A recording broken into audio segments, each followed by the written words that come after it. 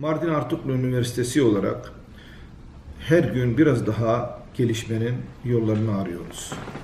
Üniversiteyi nasıl geliştirebiliriz? Üniversiteyi nasıl daha iyi bir konuma getiririz? Gerçekten 2,5 yıldır büyük gayretler sarf etmeye çalıştık. Bu göreve başladığımız zaman bizim bünyemizde eğitim ve öğretim alanında 39 program vardı. Şu anda 76 programımız var. Bu programları her gün biraz daha geliştirmek yolundayız. Üniversitemizde yabancı dil öğretimiyle ilgili çalışmalar var. Yabancı dille öğretim yapan bizim birimlerimiz %100 yabancı dille öğretim yapan şu anda 4 birimimiz vardır.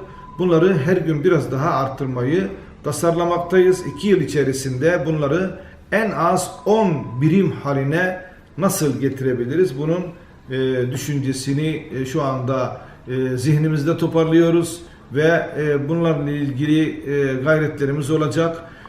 Mardin Artuklu Üniversitesi nasıl Boğaziçi Üniversitesi veya Orta Doğu Teknik Üniversitesi veya diğer bazı özel üniversiteler yabancı dille öğretim yapıyor, İngilizceyi daha çok öne çıkartıyorsa, Mardin konumu itibariyle de öne çıkartacağı diller vardır. Özellikle başta Arapça olmak üzere Süryanice ve Kürtçe bölümlerimiz mevcut olduğu için bu alanlarda da çalışmalarımız sürüyor.